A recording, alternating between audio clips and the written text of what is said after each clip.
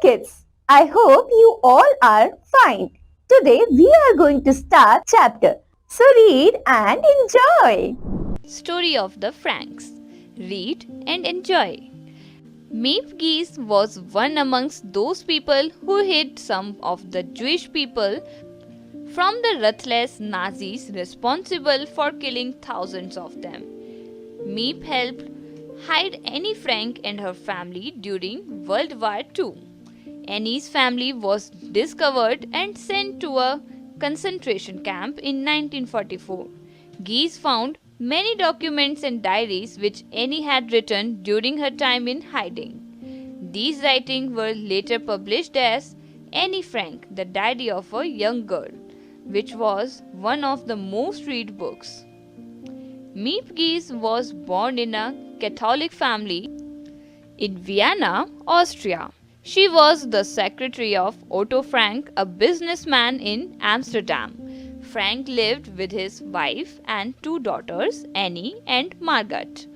Geese helped the family for 2 years, providing them with food and other necessities. About Annie Frank. Annie Frank was born in Frankfurt, Germany. She was an outspoken. She loved writing and penned her thoughts very meticulously for over 2 years. She got an attractive diary as a gift for her 13th birthday. She named her diary Kitty after her friend's name. She wrote about her experience as a Jewish child growing up in a world where Jews were persecuted. She described in detail all the difficulties people face to survive in a cramped space.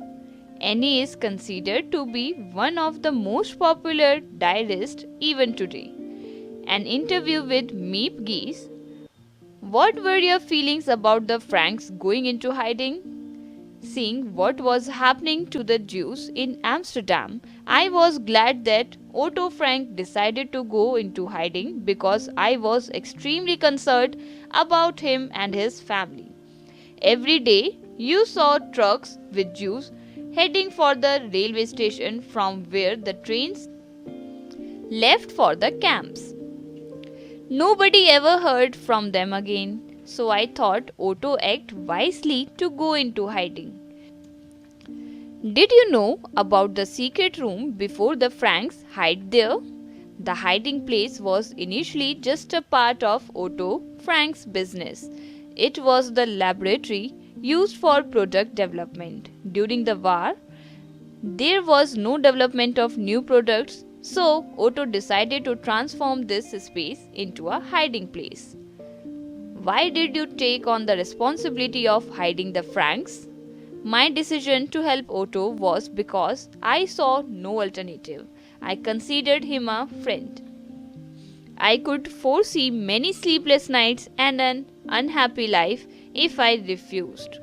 And that was not the kind of failure I wanted for myself.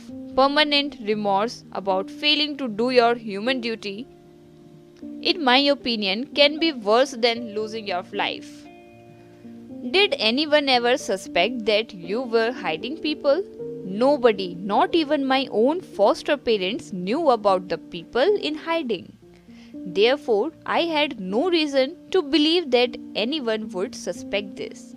By visiting several different suppliers a day and not buying everything at the same place, I avoided suspicion with the grocery shops. We kept the workers at the factory from becoming suspicious by trying not to enter the hiding place during office hours.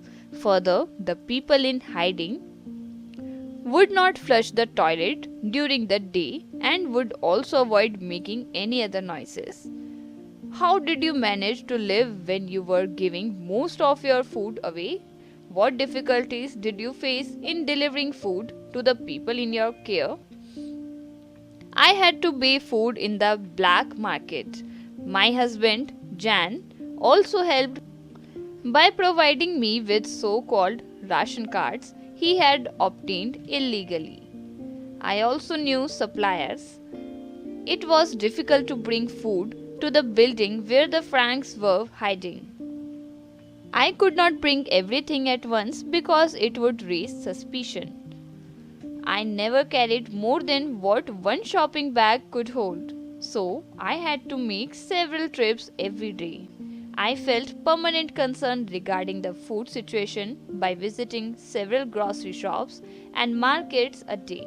I developed a good feeling about the supply situation. The capture. Tell us about the day the Germans arrived to take the Franks away. One morning, sitting at my desk, I looked up and saw a man pointing a gun at me and saying, "Don't move, keep silent." I was very scared.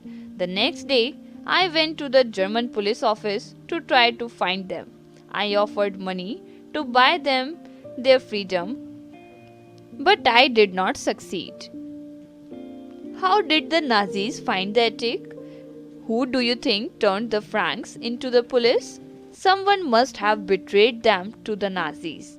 We never find out. Don't forget that many people lived in that neighborhood and possibly noticed something by day or heard something at night. It could have been one of the burglars who came to that place. It could have also been one of the people working in the building. We will never know. The Austrian policeman was interviewed afterwards, but he did not know who had called the police with the information. The Nazi who took the call had died, so they could not ask him who had called. No one knows. Twice after the war, the Dutch police made an extensive effort to find the person who turned my friends in, but in vain. I hope you enjoyed this chapter. We will meet in the next chapter. Thank you so much.